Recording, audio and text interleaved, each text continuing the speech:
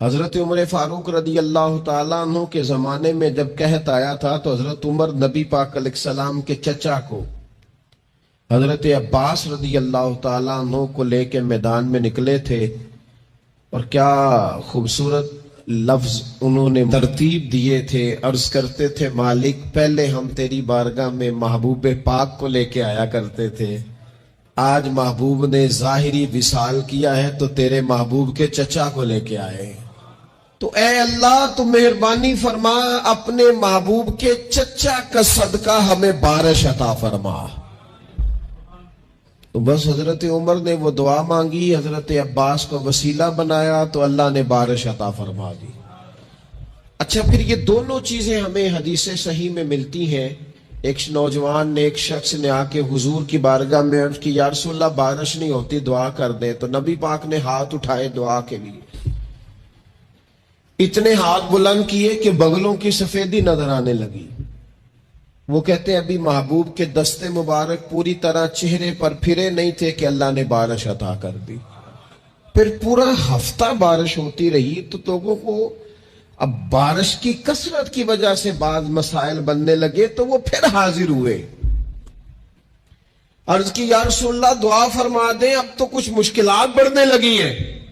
تو حضور نے پھر ہاتھ اٹھائے کہ اے اللہ اپنا فضل نصیب فرما، مہربانی فرما. کبھی بارش کی ضرورت ہوتی ہے اور کبھی بارشوں کا کثرت سے ہونا وہ تکلیف کا باعث ہو جاتا ہے بعض جگہوں پر. تو کہتے پھر حضور نے دعا فرمائی، ابھی چہرے پہ ہاتھ نہیں پھیرے تھے کہ مدینہ منورہ میں بارش ختم ہو گئی. تو سب سے پہلا اور ضروری کام ہمارا آج مزاج بن گیا ہے کہ ہم تبصرے کرتے ہیں،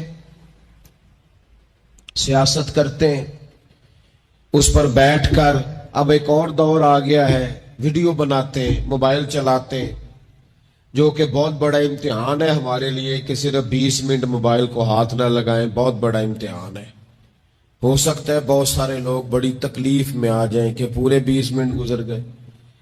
اس پہ ویڈیو بنائیں گے، اس پہ کومنٹس کریں گے، اس پہ یہ کام ہم کرتے ہیں. حالانکہ اگر کوئی ایسی مشکل آ جائے تو شریعت نے ہمیں یہ سبق دیا کہ پہلے دعا، پہلے اللہ کی بارگاہ میں حاضری. اکبر الہ آبادی نے کہا تھا کہ مصیبت میں بھی اب یاد خدا ہم کو نہیں آتی. دعا منہ سے نہ نکلی، جیبوں سے عرضیاں ہی نکلی. ہم محکموں میں درخواستیں دیتے ہیں لیکن دعا کی طرف بڑھتے بڑا خوبصورت کام ہے. سب سے پہلے تو یہ کریں کہ وہ جو ہمارے بھائی تکلیف میں ہیں، مجبوری میں ہیں، ان کے لیے اپنے رب کی بارگاہ میں عرض کریں کہ مالک، قدرتوں کا مالک تو تو ہے، ہر چیز تو تیرے دستے کرم میں ہے، اور تو کریم اتنا ہے کہ بندوں پہ تو غضب نہیں زیادہ فرماتا، رحمت ہی زیادہ فرماتا ہے، اور تیری رحمت تیرے غضب پر غلبہ رکھتی ہے. اس لیے مالک تو کرم فرما، اور یہ جو لوگ ہیں تو انہیں اپنے فضل سے ہی آسانی عطا فرما تاکہ اس مشکل سے نکل آئیں. جن دنوں قحط آیا تھا نا مکہ مکرمہ مدینہ طیبہ میں حضرت عمر کے زمانے میں، تو حضرت عمر فاروق فرماتے ہیں میں نے بغیر گھی کے کبھی کھانا نہیں کھایا تھا، لیکن میں نے قسم اٹھا لی تھی کہ جب تک سب لوگوں کو راشن کھانا میسر نہیں آتا میں بھی گھی نہیں کھاؤں گا. یہ جو اضافی اخراجات ہیں، ایڈوانس گاڑیاں بک کرانا، نئے ماڈل کے موبائل خریدنا، یہ جو ہمارے صرف ناز نخرے ہیں، صرف ان کو تھوڑا سا کلوز کر لو. عجیب بات ہے نا، عجیب ظلم ہے نا کہ ایک بچہ رات کو اس لیے کھانا نہیں کھا رہا کہ اس کی مرضی کا پکا ہوا نہیں، اور ایک طرف میرے ہی وطن میں اس ویڈیو نے بھی میری چیخیں نکلوا دی جس میں ایک بیٹی، اور اس کی عمر بھی بالکل اتنی ہے جتنی میری بیٹی کی عمر ہے، اس سے وہ صحافی پوچھتا ہے پاؤں اس کے ننگے ہیں اور پاؤں پہ کیڑے چڑھ رہے ہیں، تو اس سے پوچھتا ہے پتر کیا چاہیے؟ وہ کہتی ہے صرف روٹی کھانی ہے، کوئی مطالبہ نہیں، کوئی مطالبہ نہیں. روٹی دا دکھ نہ پوچھو، یہ روٹی بندہ کھا جاندی جی، روٹی بندہ کھا جاندی. اللہ کریم نے فرمایا وَتَعَاوَنُوا عَلَى الْبِرِّ وَالتَّقْوَى، جب تقوی اور پرہیزگاری کا معاملہ ہو تو ایک دوسرے کے ساتھ تعاون کرو، ایک دوسرے کے ساتھ تعاون کرو، ایک دوسرے کا آگے بڑھ کے بازو تھامو، خیر کے کاموں میں ایک دوسرے کی مدد کرو، آگے نکلو۔ ہو جاتا ہے کبھی کبھی ایسا کہ ایک بھائی کے پاس بہت زیادہ مال ہوتا ہے، دوسرے کے پاس کم ہوتا ہے، اور نبی پاک صلی اللہ تعالی علیہ وسلم نے ارشاد فرمایا کہ یاد رکھنا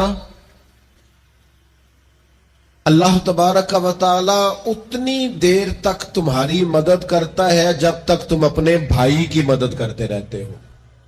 اللہ تمہارا مددگار رہتا ہے۔ اور یہ جو مسلمان ہوتے ہیں، مومن، کلمہ پڑھنے والے، ان کے بارے میں میرے نبی پاک علیہ الصلوۃ والسلام نے فرمایا کہ یہ ایک جسم کی مانند ہے، ایک جسم کی طرح ہے۔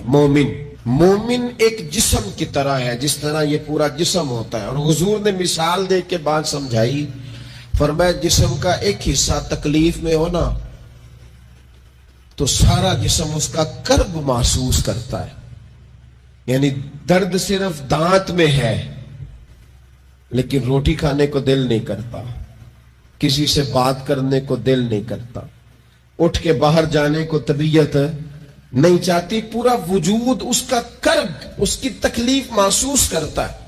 فرمایا جس طرح ایک جسم کے ایک حصے کو تکلیف ہو، آپ مجھے بتائیے نا، آپ کے دانت میں تکلیف ہے تو کیا کبھی آپ کے دماغ نے کہا ہے کہ ڈاکٹر کے پاس نہیں جانا؟ پیروں نے کہا ہے میں نے نہیں چل کے جانا، یہ تو مسئلہ صرف اور صرف دانت کا ہے، دانت جانے، اس کا کام جانے؟ ایسا ہوتا نہیں۔ دانت میں تکلیف ہوتی ہے تو ذہن منصوبہ بندی کرتا ہے، وہ کہتا ہے یار یہ پتہ کرو دانت کا ڈاکٹر کہاں بیٹھتا ہے۔ پھر آپ کی زبان ہلتی ہے، معلومات کرتی ہے، پھر آپ کے پیر چل کے وہاں جاتے، اور پھر آپ اپنے دل سے ما فی ضمیر وہاں بیان کرتے، پھر آپ اپنا کمایا ہوا سرمایہ خرچ کرتے ہیں۔ بھئی ایک دانت کو تکلیف ہے تو رہنے دو، سارے جسم کو کام میں کیوں لگایا ہے؟ تو معنی یہ ہے کہ جب جسم کا ایک حصہ تکلیف میں ہو، باقی سارے سپورٹ کرتے تاکہ وہ ٹھیک ہو جائے۔ تو حضور نے فرمایا میرے سارے مومن ایک جسم کی طرح ہیں۔ سارے مکے سے ہجرت کر کے مدینے آئے، گھر بار پیچھے رہ گئے، جائیدادیں پیچھے رہ گئی، کاروبار پیچھے رہ گئے، حضور نے فرمایا تم بھائی ہو۔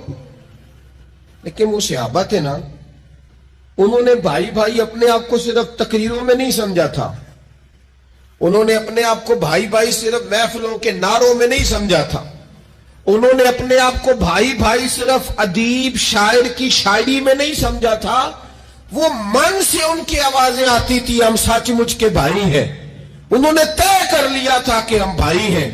لہذا جب حضور نے کہا نا آپ تمہارے بھائی وہاں سے ہجرت کر کے آئے ہیں تو ان کی مدد کرو، تو پھر انہوں نے صحیح والا بھائی سمجھا، دھاگا رکھ کے اپنا گھر تقسیم کر کے آدھا اپنے بھائی کو دیا، کاروبار بانٹ کے اپنے بھائی کو دیا، جس کے پاس 4 اونٹ تھے اس نے 2 اپنے بھائی کو دے دیے، چلتے کاروباروں میں بھائیوں کو شریک بنا لیا۔ انہوں نے انہیں اس طرح کر کے رکھا کہ پھر وہ جو مہاجر تھے وہ مہاجر رہے ہی نہیں، انہیں یوں لگا کہ ہم تو ایک گھر سے اپنے دوسرے گھر میں شفٹ ہوئے، انہیں کسی جگہ بھی کوئی تکلیف نہیں آئی۔ لیکن امیر آدمی غریب کو بھائی سمجھنے کو تیار ہوتا نہیں، تگڑا بندہ چھوٹے کے قریب جانے کے لیے راضی ہوتا نہیں، جب تک وہ خاص ذہن نہ بنے جو ذہن ہمیں رسول پاک صلی اللہ علیہ وسلم نے عطا کیا، اتنی دیر تک انسان اس مقام تک پہنچ نہیں سکتا جہاں وہ اپنے بھائی کے لیے خیر کا معاملہ کرے۔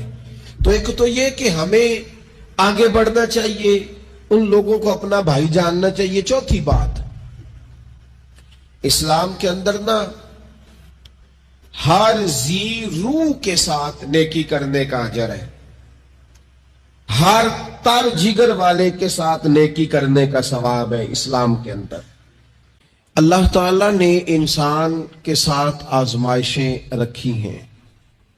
جس طرح اللہ تعالیٰ کی طرف سے ملنے والی نعمتوں کو قبول کرتا ہے، اسی طرح اس کی طرف سے آنے والی آزمائشوں کو بھی کھلے دل سے اسے قبول کرنا چاہیے. اور یہ بات درست ہے کہ وما اصابکم من مصیبت فبما کسبت ایدیکم، انسان پر کچھ مصیبتیں وہ آتی ہیں جو اس کے ہاتھوں کے کسب کی وجہ سے آتی ہیں. بہت ساری قوموں پر عذاب اس لیے آئے کہ انہوں نے بعض گناہ کیے تھے، لیکن یہ یاد رکھیے گا کہ عذاب ہمیشہ گناہوں کی وجہ سے نہیں آتے. تکلیفیں ہمیشہ گناہوں کی وجہ سے نہیں آتی. انسان دکھوں میں، مشکلات میں صرف اپنی غلطیوں کی وجہ سے نہیں الجھتا، بلکہ نبی پاک علیہ السلام نے فرمایا ہے اللہ تعالیٰ کسی بندے کو کوئی درجہ دینا چاہتا ہے، اس کے اعمال اس طرح کے نہیں ہوتے کہ اسے درجہ دیا جائے، تو اللہ اسے کسی مشکل میں ڈال کے اس کے درجے کو بلند فرما دیتا ہے. بلندی درجات کے لیے، قرب الہی کے لیے، اللہ تبارک و تعالیٰ کی بارگاہ کی معرفت کے لیے بھی مصائب آتے ہیں. آپ دیکھیے نا، نبی پاک صلی اللہ تعالی علیہ وسلم نے فرمایا سب سے زیادہ تکلیفیں انبیاء پہ آتی ہیں، اور فرمایا میں اللہ کا محبوب ہوں، انبیاء کا سردار ہوں، میرے اوپر سب سے زیادہ تکلیفیں آئی ہیں، آزمائشیں آ جاتی ہیں. اور رب فرماتا ہے وَلَنَبْلُوَنَّكُمْ بِشَيْءٍ مِّنَ الْخَوْفِ وَالْجُوعِ، ہم ضرور تمہیں آزمائیں گے کچھ خوف کے ساتھ، کچھ بھوک کے ساتھ. وَنَقْصٍ مِّنَ الْأَمْوَالِ وَالْأَنفُسِ وَالثَّمَرَاتِ، ضرور تمہیں آزمائیں گے پھلوں کی اور جانوں کی کمی کے ساتھ. اگر تم اس میں ثابت قدم رہے، شکوے نہ کیے، اپنے رب کی رضا پہ تم راضی رہے، تو وَبَشِّرِ الصَّابِرِينَ، اے محبوب پھر جو میری رضا پہ صبر کریں انہیں میری جنت کی خوشخبری بھی عطا فرما دے. ہم تمہیں ضرور آزمائیں گے، خوف بھی، بھوک بھی، مالوں اور جانوں کی کمی بھی.